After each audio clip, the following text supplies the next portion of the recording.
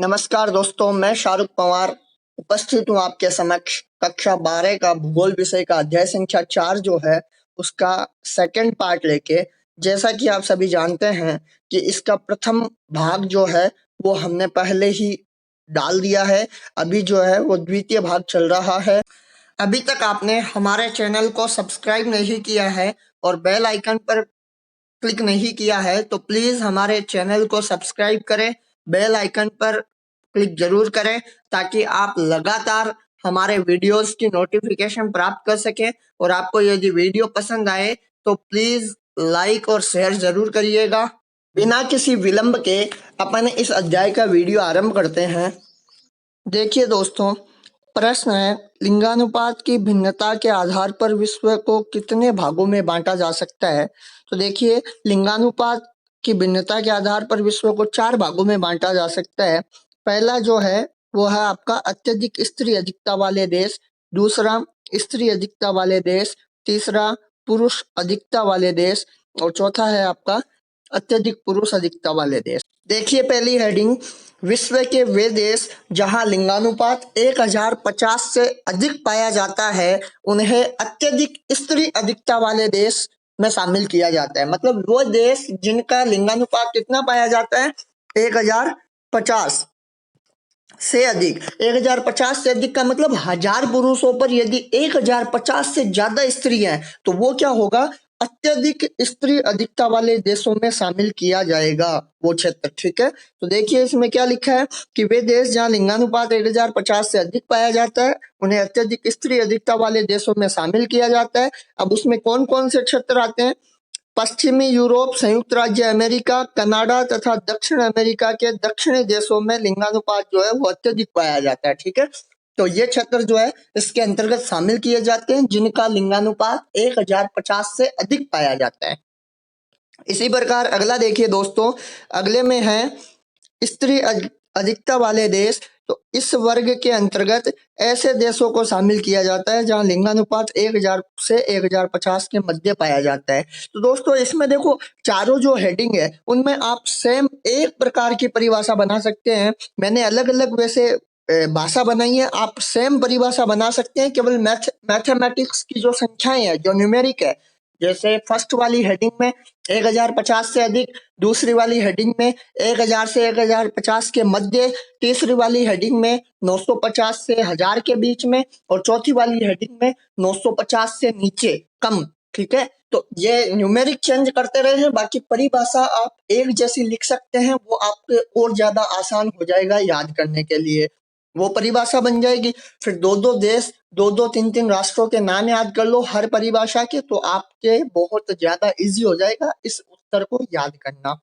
तो देखिए दोस्तों, इस वर्ग के अंतर्गत देश उन देशों को शामिल किया जाता है जो जिनका लिंगानुपात कितना है 1000 से 1050 के मध्य पाया जाता है, जैसे Ukraine, Poland, Belarus, Mongolia, Kazakhstan, Thailand, Cambodia आदि देशों को जो है इस वर्ग में शामिल किया जाता है। तो ये आपको इनमें से 2-3 राष्ट्रों के नाम याद कर लेने और न्यूमेरिक याद करनी है, बाकी आप स्वयं परिभाषा लिख सकते हैं।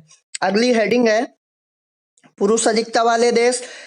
इनमें उन राष्ट्रों को शामिल किया जाता है जिनका लिंगानुपात 950 से 1000 के मध्य पाया जाता है, तो उन्हें क्या कहते हैं, पुरुष अधिकता वाले राष्ट्र कहते हैं या देश कहते हैं। इनके अंतर्गत कौन कौन से राष्ट्र शामिल किए जाते हैं, ऑस्ट्रेलिया, न्यूजीलैंड, चीन, कोरिया, मैक्सिको, ब्राजील, ईरान और क्यूबा आदि देश जो है वो पुरुष अधिकता वाले देशों में शामिल किए जाते हैं। अगली हेडिंग देखिए, अत्यधिक पुरुष अधिकता वाले देश। तो विश्व के वे देश जहां लिंगानुपात 950 से कम पाया जाता है जिनको अत्यधिक पुरुष अधिकता वाले देशों में शामिल किया जाता है। भारत इस वर्ग का प्रतिनिधित्व करता है, इस वर्ग के देशों का प्रतिनिधित्व करता है, मतलब लीडर है। ठीक है, इसमें एक ही उदाहरण आपके दिया हुआ है जहां ये प्रश्न समाप्त होता है। अगला प्रश्न है दोस्तों, विश्व में घटते लिंगानुपात के उत्तरदायी कारण बताइए, या फिर अथवा में प्रश्न पूछा जा सकता है विश्व में प्रतिकूल लिंगानुपात के कारण बताइए। अब प्रतिकूल लिंगानुपात या घटते लिंगानुपात से तात्पर्य क्या हुआ कि विश्व भर में जो लिंगानुपात कम हो रहा है तो इसके पीछे जिम्मेदार कारण क्या क्या है, किन कारणों से लिंगानुपात कम होता जा रहा है। तो पहला पॉइंट है स्त्री भ्रूण हत्या तथा स्त्री शिशु हत्या के कारण लिंगानुपात गिरता जा रहा है। ठीक है, स्त्री की भ्रूण में हत्या करवा देना, मतलब बच्चे की भ्रूण में ही हत्या करवा देना, या फिर शिशु की हत्या कर देना। जब जन्म होता है तो पता लग जाता है कि बच्ची हुई है, तो उसकी हत्या करने से जो है पूरे विश्व भर में क्या हो रहा है, लिंगानुपात कम होता जा रहा है। अगला कारण, स्त्रियों के साथ होने वाली घरेलू हिंसा तथा महिला असुरक्षा भी अन्य उत्तरदायी कारक है। अर्थात स्त्रियों के साथ में जो घरों में हिंसा की जाती है, स्त्रियों पर अत्याचार किया जाता है, उनको प्रताड़ित किया जाता है, और इस कारण से वो असुरक्षित भी है। तो इस स्थिति में क्या होता है, कई बार प्रताड़ित इतना ज्यादा कर दिया जाता है कि महिला की डेथ भी हो जाती है। तो इस कारण से क्या होता जा रहा है, लिंगानुपात का स्तर लगातार गिरता जा रहा है। अगला बिंदु देखिए दोस्तों, महिलाओं को सामाजिक तथा आर्थिक रूप से समाज में गौण स्थान प्राप्त है। मतलब पूरे विश्व भर में स्त्रियों की यदि बात की जाए तो उनको समाज में आर्थिक रूप से, मतलब पैसे की दृष्टि से भी और समाज में भी गौण स्थान प्राप्त है। मतलब नीचे दबाया गया है, नीचे का तबका है उनका, उनकी कोई वरीयता नहीं है, उनको कोई ज्यादा पूछता नहीं है, मतलब दबा कुचला वर्ग ये है। इसलिए भी क्या हो रहा है, लिंगानुपात गिरता जा रहा है। अगला बिंदु, महिला शिक्षा और रोजगार की कमी के कारण लिंगानुपात प्रतिकूल देखने को मिलता है। और सबसे प्रमुख कारण है कि महिला शिक्षा कम है हमारे समाज में, और रोजगार की इनके पास में कमी है। तो इसलिए क्या होता है कि इनके पास में न तो शिक्षा है, शिक्षा हो तो क्या पता वो किसी का अत्याचार सहन नहीं करें और अपने बलबूते पे अपना जीवन यापन करें, लेकिन इसके पास में शिक्षा भी नहीं है, और शिक्षा नहीं होने के कारण ये रोजगार में इतनी ज्यादा भूमिका नहीं निभा पाते, इसलिए आर्थिक स्थिति भी कमजोर रहती है। तो इस कारण से लिंगानुपात लगातार गिरता जा रहा है। आगे देखिए दोस्तों, अगला प्रश्न, साक्षरता किसे कहते हैं, तो इसको समझिए। देखिए, जैसे कोई क्षेत्र विशेष है, इस क्षेत्र विशेष में जो टोटल जनसंख्या रह रही है उसमें 7 वर्ष से अधिक उम्र के वे लोग जो किसी भाषा विशेष को पढ़ व लिख सकते हैं और समझ व समझा सकते हैं, वो क्या कहलाते हैं, साक्षरता कहलाती है, या फिर साक्षर जनसंख्या कहलाती है। देखिए दोस्तों, अगला, साक्षरता दर किसे कहते हैं। दर की जब भी बात आए वो परसेंटेज में से निकलता है, ध्यान रखिएगा। तो किसी राष्ट्र की कुल जनसंख्या में से साक्षर जनसंख्या के प्रतिशत को ही क्या कहते हैं, साक्षरता दर कहते हैं। मतलब कोई भी राष्ट्र है उसकी टोटल जनसंख्या में से जितनी साक्षर जनसंख्या है उसके प्रतिशत को साक्षरता दर कहा जाता है। इसको और ज्यादा समझने के लिए ऐसे समझिए कि जैसे मान लो कोई राष्ट्र है, और ये राष्ट्र जो है इसमें टोटल 100 लोग रह रहे हैं। अब 100 लोगों में से यहाँ पे मान लो 70 लोग जो है वो किसी भी भाषा विशेष को पढ़ व लिख सकते हैं और समझ व समझा सकते हैं। तो ये 70% जो है यहाँ की क्या हो जाएगी, साक्षरता हो जाएगी। आगे देखिए दोस्तों, प्रश्न बनता है 100% साक्षरता वाले राष्ट्रों के नाम लिखिए।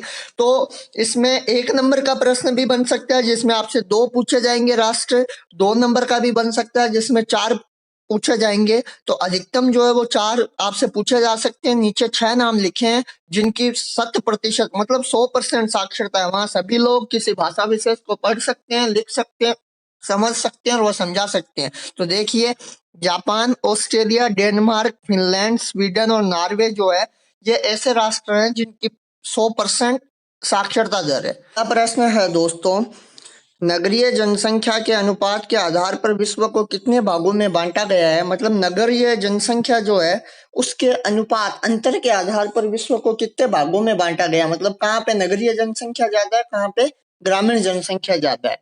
अगला, अथवा में यह प्रश्न पूछा जा सकता है, नगरीय जनसंख्या के अनुपात के आधार पर विश्व का वर्गीकरण कीजिए या वर्गीकरण को स्पष्ट कीजिए। ठीक है, मतलब यह है कि आपको जनसंख्या देखनी है तो वो 2 प्रकार से पाई जाती है। तो गांवों में ज्यादा पाई जाती है कई क्षेत्रों में, और कई क्षेत्रों में नगरों में ज्यादा पाई जाती है।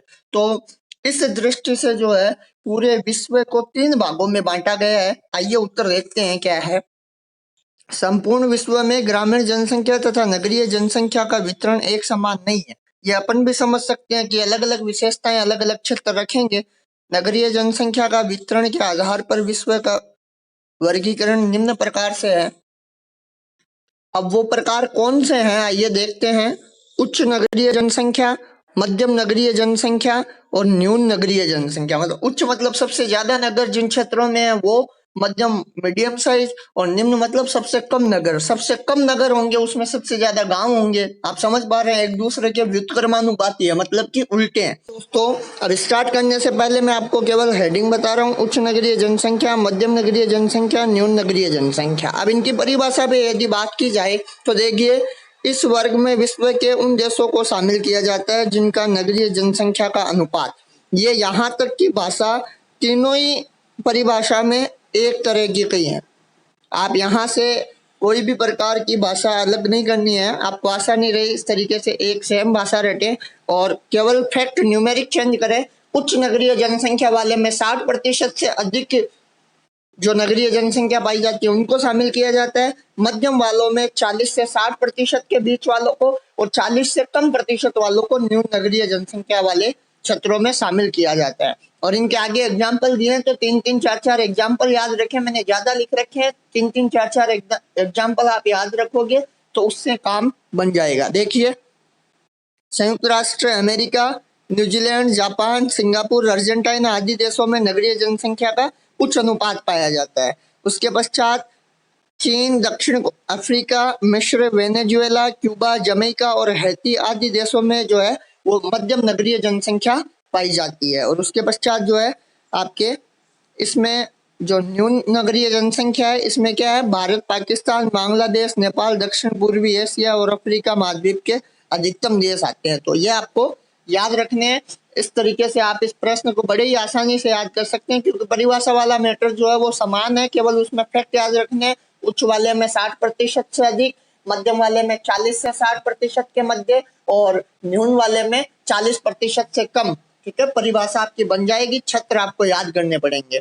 आगे देखिए दोस्तों, विश्व में सर्वाधिक नगरीकृत महाद्वीप कौन सा है, ऐसा प्रश्न पूछा जा सकता है। तो उत्तरी अमेरिका जो है ये सबसे ज्यादा नगरीकृत महाद्वीप है, अर्थात यहाँ पे सबसे ज्यादा नगर पाए जाते हैं, 77%।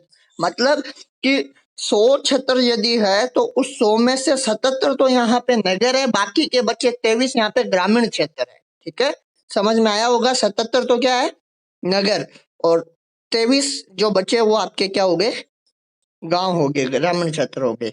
तो अब अगला देखिए, विश्व में न्यूनतम नगरीकृत महाद्वीप एशिया व अफ्रीका है, सबसे कम नगरीकृत है, मतलब यहाँ पे नगर बहुत कम पाए जाते हैं, 38%।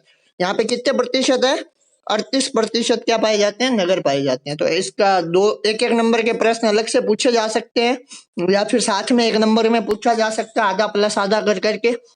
दोस्तों आज की क्लास यहीं समाप्त होती है।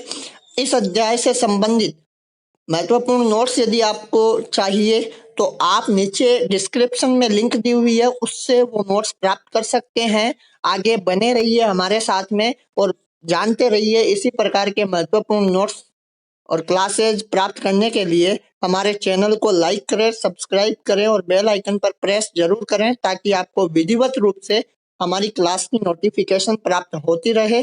धन्यवाद।